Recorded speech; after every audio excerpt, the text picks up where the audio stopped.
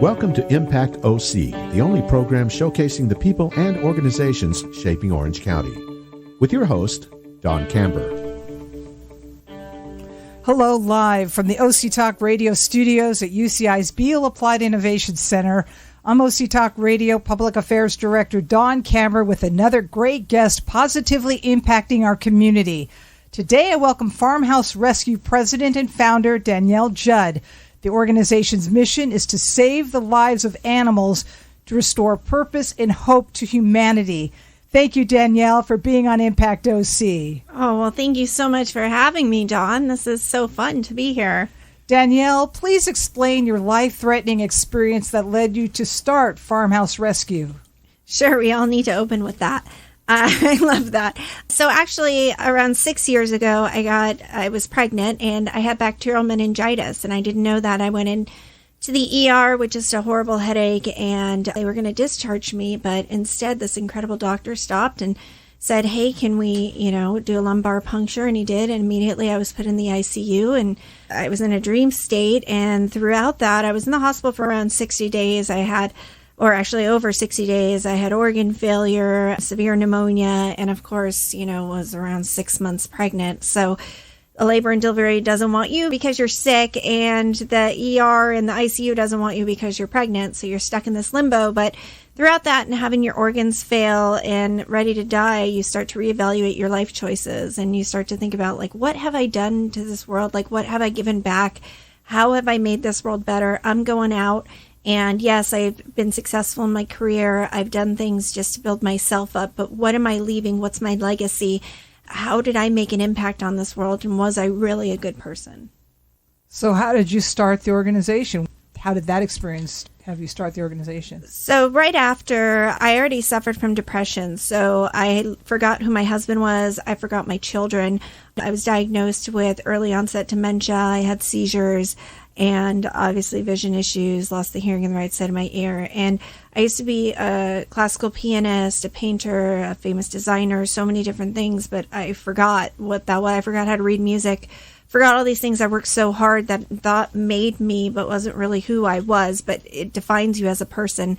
And I got severe depression. It was actually suicidal. I knew I had things to live for. I had a husband who loved me. I had children, but I didn't love myself.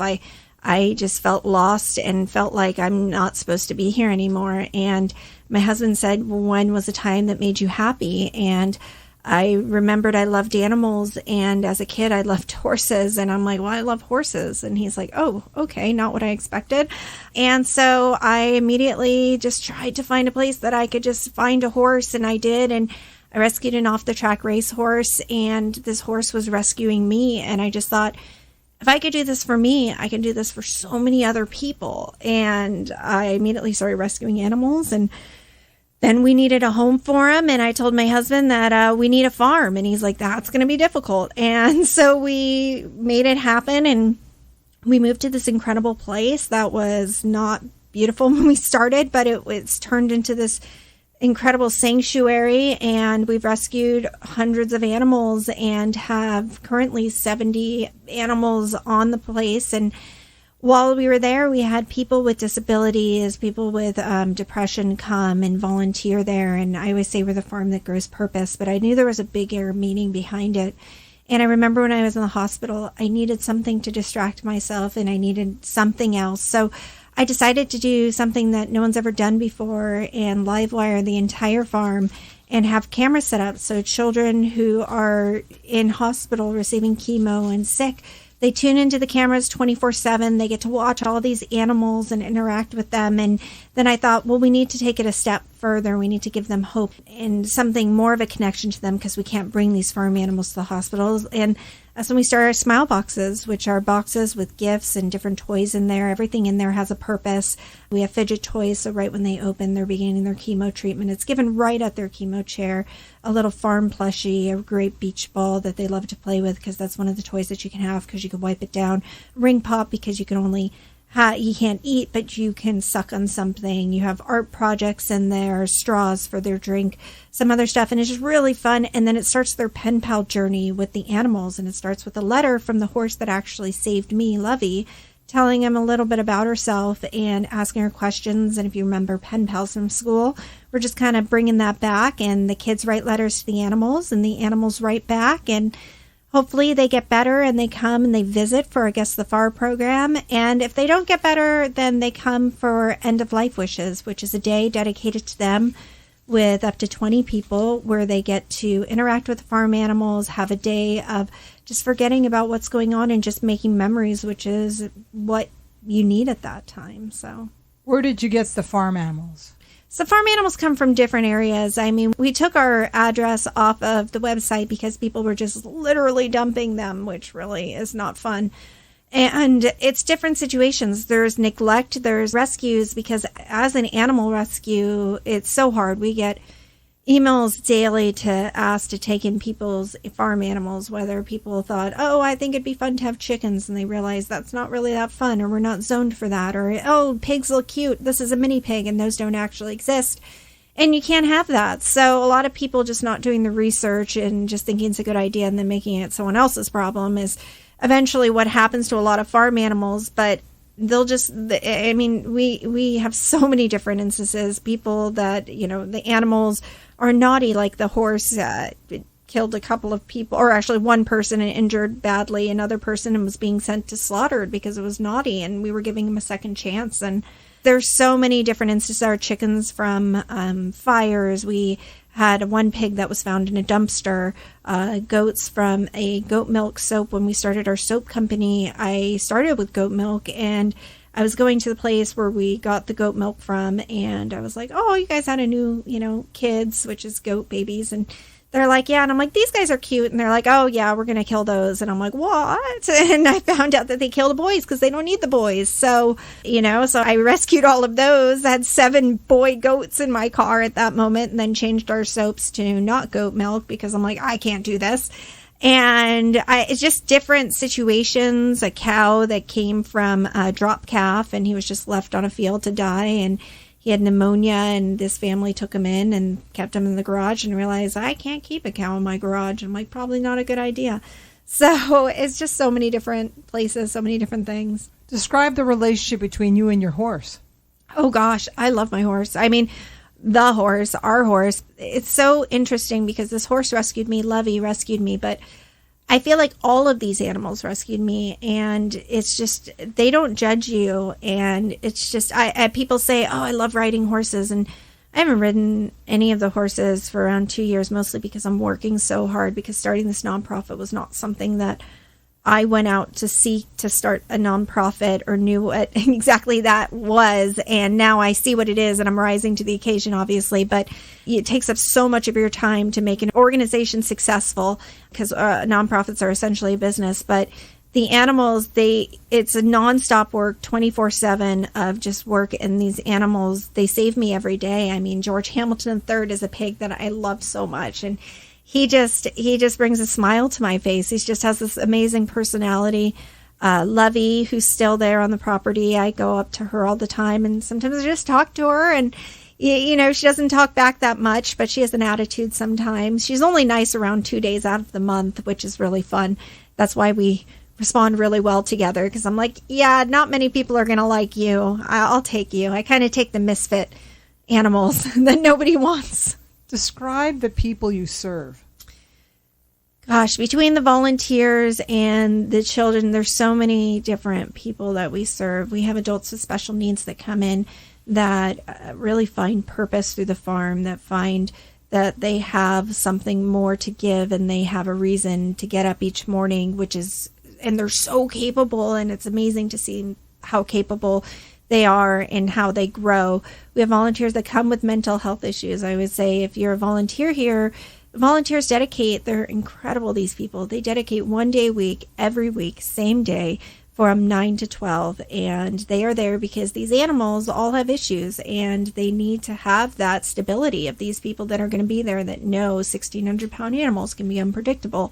And it's the training that we take, but it's the mental health of seeing these people that go through so many traumatic instances, or just have like mental health issues, to just grow and to feel confident and to just feel purpose again is magical. And then of course there's the larger purpose of the farm, which is the overall purpose of seeing all these cameras throughout the farm and just seeing these cameras and knowing that there's these little faces behind them that depend on us to take care of this farm for them so that they can log on at any time, day or night, to watch these animals, to see them.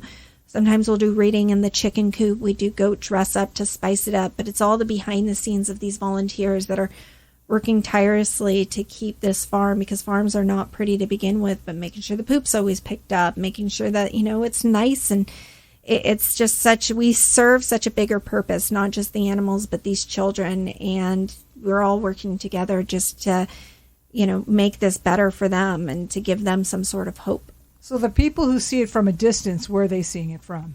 They usually see it from their iPad, from their phones, from their hospital beds. I mean, the children that are watching it are severely sick. They're going through chemo, and whether it's at-home patients, because we allow our smile boxes, we give them in your chemo bag where you'll get pills for outpatient procedures.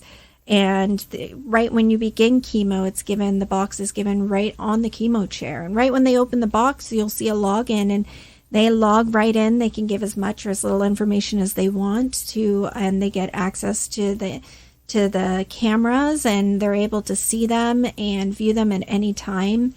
It's kind of a magical thing that at first I was, just kind of going, I wonder if this is even going to work. And it would be so easy for me to just be like, oh gosh, this is a lot of work. Is anyone out there going, I want to start a nonprofit, or that's something I want to do when I retire? Don't do it. It's a joke. It's like something you do when you retire. It's not. I've stayed up 24 hours a day. I'm working nonstop. It is a serious startup. It is not a thankless job. It's a why aren't you doing more job. And that there are so many children that depend on you, and that you see these letters come in the mail that written by a child, and the I love you and the hearts on it, and that that's going to an animal, and you see those cameras there, and that there's kids back there, that it drives you to not give up and to keep pushing forward and to fundraise. I mean, there's around 278 children's hospitals in the United States.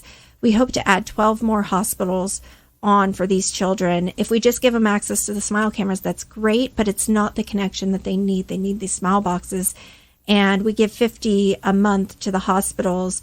So that equals around, $1,250 a month each hospital. And you can't just do it one time, because when these kids are sitting around and they're in their chemo chairs and talk to other kids, and they have this bond in this community, and they'll be like, hey, did you get a smile box? And if that hospital doesn't have smile boxes, it's not really fair. So we really, when we commit to a hospital, we have to make sure that we have that $15,000 for that year for that hospital to add them on, so we know that we're giving them those smile boxes. So it comes from generous donors going, yeah, I want to fund a hospital. Yes, even $25 to give them one smile box, or just to know that. And it's the generosity of people and getting out there and fundraising. And yeah.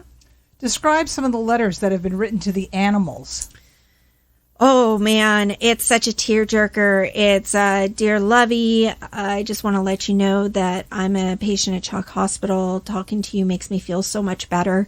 And we frame them and we put them in the office, because I just love seeing it and learning about these kids. Because obviously, the kids aren't listening to this, but I read them, and we write back as the animals. The animals don't write back themselves, but they think the animals write back. And the animals bring, of course, they do an art project, so it's their hoof with paint. And at first we were like, I was like, oh, hold the paint can, I'm going to do the hoof. And I was doing it to each one, and then I'm like, what am I doing? Smarter, not harder. Get a stamp of their hoof. Like, this is ridiculous, Danielle. And these kids share so much. They're making a friend with this animal, and the majority of them are just like, this just makes me feel so much better. And you can see, and they're like, I'm so happy talking to you. I like this. I like that. And, this makes me happy. And then Lovey will write back, and she says, because Lovey starts the pen pals, and she'll say, that loved your letter. That was so much fun. I can't believe, you love oranges. I've tried an orange once before. I want to introduce you to my friend George Hamilton III. He's a pig on the farm. Now he thinks he's in charge of the farm, but don't tell him he's really not, and he's kind of bossy. And then George's postcard will be in there, which has a picture of him and, of course, his bio. And it's like, my name is George Hamilton III. I am the smartest pig here on the farm. I enjoy eating grapes, and my favorite color is such. And so then they write to George next. And then, of course, George writes back, and then he introduces them to Hansel, which is a goat. And it goes on, and we have enough animals that it could just keep, and we haven't run out yet. So, and we could always do repeats, but we have a system for the letters, and we can see at what level they're at by who they're talking to. And I read the letters to the animals. So it's really cool. And I think the animals really like it. I do. Who's writing the letters to the children? It's mostly me. I kind of took that on. I mean, the volunteers, yes, they'll do it too, but I actually really like it. People that don't have animals are going to think I'm crazy, and that's okay because I am. And do you ever make voices through your animals? Like, like your animal has a voice. It may have an accent. It may be from Russia. I don't know. They have voices and they have personalities, and we make them up, and sometimes we talk to ourselves from them. So that's exactly how these animals are writing back, is the personality that I see what they are. And George Hamilton III is like the most stuck-up pig on the farm, and he just thinks he's in charge of everything. And the big joke on the farm is that George I rescued when he was just a little baby, and he was covered in scabies. And scabies are these lice-like things that go under your skin and you can't see it. But the funniest part is actually it's transmittable to humans, which I found out. And so we were like scaby buddies. And because I was like holding George so close, I'm like, oh, he's so cute. First farm mistake. And I spoiled him so bad. I even let him live in the house until my husband kicked him out. He's such a party pooper. And now he's outside, but he hasn't gotten over the fact that he lived in the house and had the high life. I've painted his hooves. I just love that pig. And so he is the most spoiled animal on the farm, and he knows it. And he just knows what the good life is. And he knows that he's my favorite. So he tries to get away with everything. He's so naughty. So you have the dimension of people being in touch with your organization from afar to see the animals, and then you allow people to come onto the sanctuary and interact with them. Yeah, so they come for Guest of the Farm programs. So they come for up to 20 people, so they get to invite them. We set up our event tent. We have like a day dedicated to them. And it's quite a lot of planning because we have our volunteers and we set up a whole day. We have different activities for them. We do a lunch for them, depending on their needs. And we have a photographer. We do a book for them after. We give them, presents while they're there. They could dress up a horse as a unicorn. They can do archery, depending on what their circumstances. And it's a day that's just all for them. Tie-dyeing T-shirts. There's a whole list of different activities. We have a summer camp that happens for children that are outside of that community, that are in the Orange County community, and some others actually drive in for it. And it's all a fundraiser, and it's based off our Guest of the Farm activities. Such a hit, it sells out every year. But that is something that, because we love children, and we want the kids too in the summer camp to see the goodness that we're doing here and to be part of something so much bigger. What special needs do some of the children have?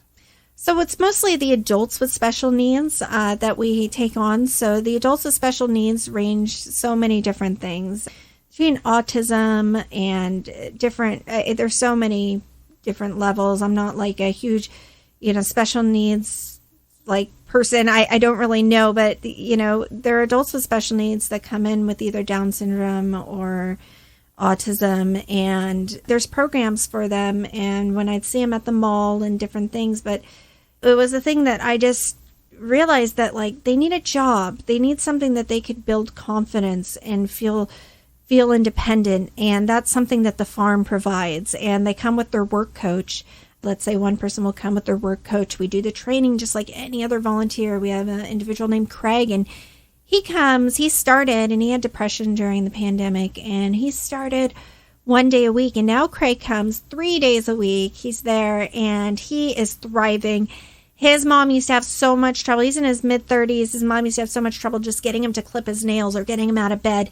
And now he interacts with people so well. He has sensory issues, and he's in there in the chicken coop with the webs and not caring and the noises. And he's just grown as an individual and just so motivated that it's so inspiring to see.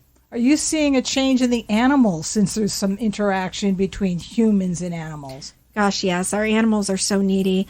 I mean, the goats are just like the most needy one. I mean, George, the pigs, we have 11 pigs currently, and the pigs just love the attention. And most animals, most farm animals are herd animals, so they need people to interact. And that's something that our volunteers really, really have, is that they talk to them and, they play with them. And it's just being there, and they're happy animals. I mean, they're so spoiled as farm animals go. They really are. They're like one step, below living in the house. It's just I want to build them a house with air conditioner for each of them. That would be my dream. But they have, like, even in their stalls, they have paintings of like pigs and things like that, because I want it to be cozy for them.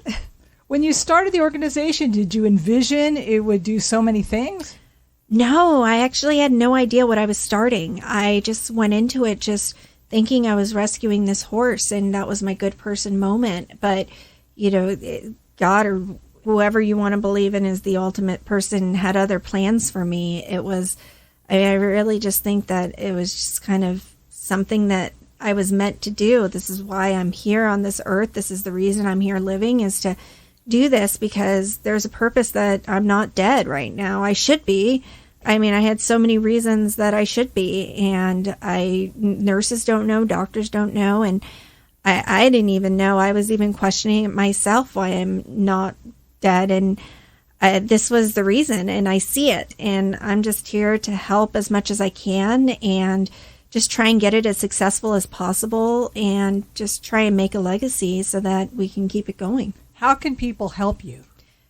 Gosh, there's so much y'all can do. Running a nonprofit is the same as running a business. So anything you did in the business world, we need you in the nonprofit. It goes from everything that you can think of: marketing, social media, shipping, answering calls, getting fundraisers. Even word of mouth is the biggest thing you can do too. Telling people who we are and allowing your connections to know who we are. Different foundations. I mean, there's lots of nonprofits out there that have access to different people that could really get the word out. But we run at a 98%, meaning that I am the CEO. I don't get paid a salary. I have different staff of volunteers. They don't get paid a salary. And we're all about just giving it back to the programs and so that means that every dollar that you're giving us, we're giving it straight back into the programs, which is kind of unheard of. And it's something that you just tell people, hey, have you heard of FarmHouse Rescue? Or if you have an idea for us of, my friend owns a printing company, I think they can help you. Or, I know somebody, I think FarmHouse Rescue would be a great thing for them to donate to. That would be great. Word of mouth, we can be as big as you want us to be, and your ideas are valid to us. So they can go to farmhouserescue.org.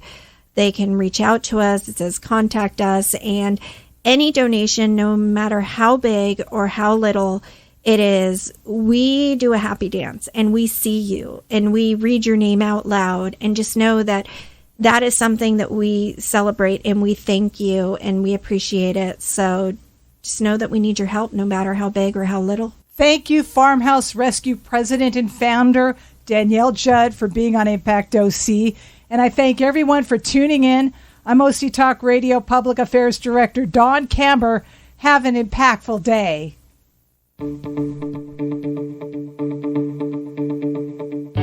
You've been listening to Impact OC, the only program showcasing the people and organizations shaping our community. Right here on Orange County's only community radio station, OC Talk Radio.